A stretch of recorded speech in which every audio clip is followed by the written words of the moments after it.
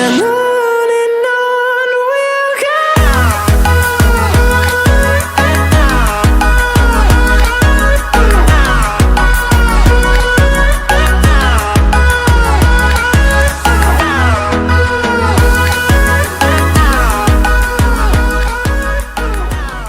Hello students,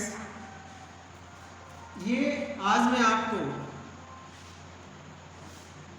metal and non metal का part 5 बता रहा हूँ। आप सभी का इस मेरे चैनल में स्वागत है। इसमें मेटल और नॉन मेटल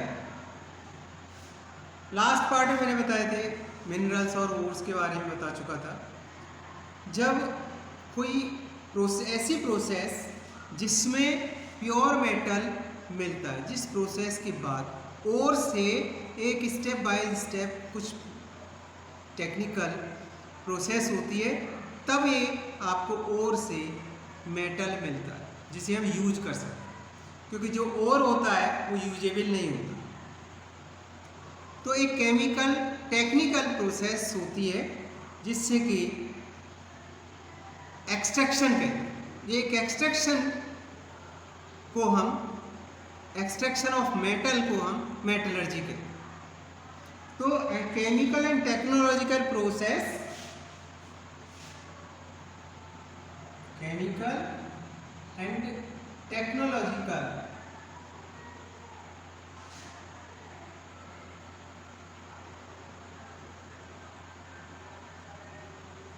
प्रोसेस, यानी कोई भी टेक्निकल प्रोसेस हो सकती है और केमिकल प्रोसेस हो सकती है, employed for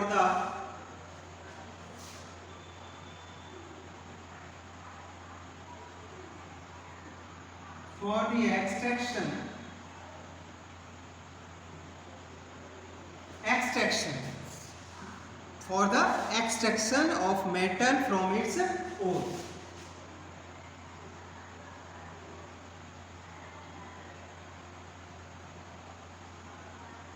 From its ores. Ores से के एक्सट्रैक्शन के बाद जो हमें मेटल मिलता है उसे हम इज कॉल्ड मेटलर्जी।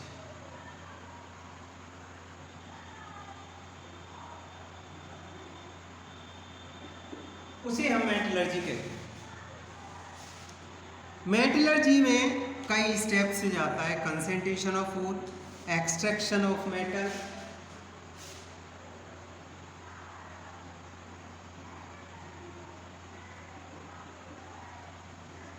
सबसे पहले उसे कंसंट्रेट किया जाता है। कंसंट्रेशन की भी अलग अलग प्रोसेस होती हैं। तो फिर extraction of metal from concentrated ore,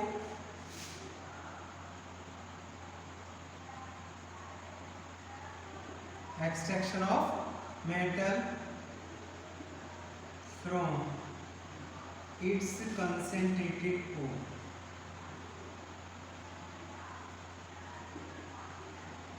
concentrated ore से फिर उसे एक्सट्रैक्शन किया जाता है।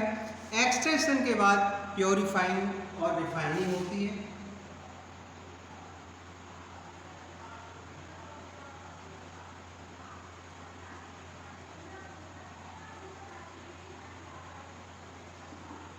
रिफाइनिंग हो जाती है, यानी रिड्यूस करके ऑक्साइड बन जाता है और वो हमें प्योर मेटल मिलता है। ये स्टेप बाय स्टेप होता है। तो जब हमें ओर मिलता है, ओर से डस्ट वेस्ट मटेरियल सेपरेट कर लेते हैं और जो मटेरियल मिलता है, जो रॉकी मैटर होता है ओर का, उसको सैंड वगैरह को सबको सेपरेट करते हैं, इम्प्योरिटीज अलग कर देते हैं। और जब इम्प्योरिटीज अलग हो जाती हैं तो उसे हम गेंगू कहते हैं, गेंगू या मैट्रिक्स कहते हैं। तो सबसे पहले आता है गेंगू। गेंगू क्या होता है? After separation of the ore, separation of impurities from the ore. जब सेपरेशन हो जाता है, कब मिलता है हमें? After separation of impurities. जो इम्प्योरिटीज सैंड वगैरह होती है, सैंड एक्सेट्रा, इस तरह की कोई चीज जो हम फिजिकली उसे सेपरेट कर देते हैं तो गेंगू बनता है। जब गेंगू बन जाता है फिर उसका कंसंट्रेशन होता है। कंसंट्रेशन जब हम इसको वो करते हैं, कंसंट्रेट करते हैं, तो एक तो वाटर से भी कर सकते हैं, जो हाइड्रोलिक वॉशिंग होती है, वाटर की प्रेशर से, करंट ऑफ वाटर से उसे सेपरेट कर सकते हैं, सारी इम्प्योरिटीज़ को सेपरेट कर सकते हैं और कंसंट्रेट कर सकते हैं। नेक्स्ट होता है फ्रोथ फ्लोटेशन होता है। इस मेथड में हम सल्फाइड ओर जो होता है उसका यूज करते हैं, जो सल्फाइड ओर्स होते हैं। तो इसमें आपको हमने बताया कि conversion concentrated ore into oxide, metal oxide बनता है पहले। जब कंसंट्रेशन जो होता है, कंसंट्रेशन एक तो हाइड्रोलिक हो सकता है,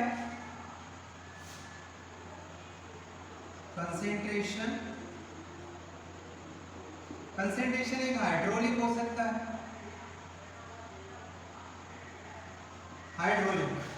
हाइड्रोलिक जो होता है, हाइड्रोलिक वॉशिंग कहते हैं। ये वाटर से हम इम्प्योरिटीज़ को सेपरेट कर लेते हैं और फिर इसके बाद फ्रोथ फ्लोटेशन मेथड भी होता है। फ्रोथ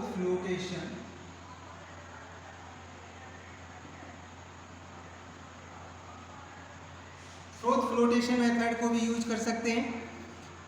इसमें जो सल्फाइड ओर होते हैं उनमें यूज होता है सल्फाइड ओर्स में इसका यूज होता है। जब अब आता है, ये तो सिंपल चीज़ है कि उसे कंसंट्रेट करना कोई बड़ी बात नहीं होती, लेकिन कंसंट्रेशन के बाद फिर कन्वर्जन होता है उसका मेटल ऑक्साइड। इसकी अलग अलग प्रोसेसेस होती हैं। इसमें जैसा कि आप जानते हो,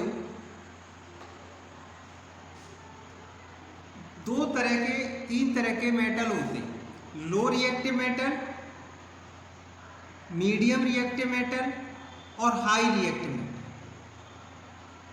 तो जब हम देखते हैं metal of low reactive metal, note down, इसको नोट कर लें आप, pause to note it down.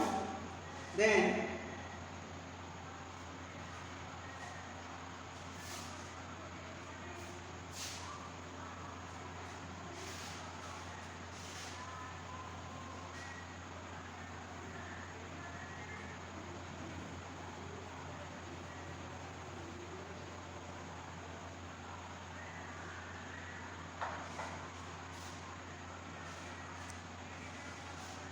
अब मैं आपको बताऊं, metal of low reactive metals जो होते हैं, first of all metal of low reactive metal,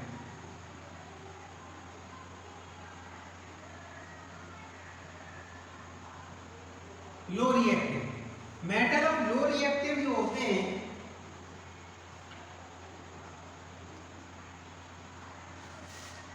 low reactive metal को सिंपल वे से हम कर सकते हैं, क्योंकि इनका किसी से जल्दी रिएक्ट नहीं होते। जैसे हमने सिनेवार जो होता है,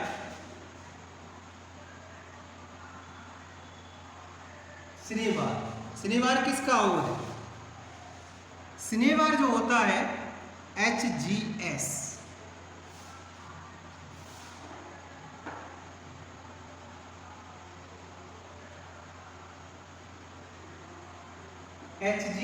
that is the ore of mercury.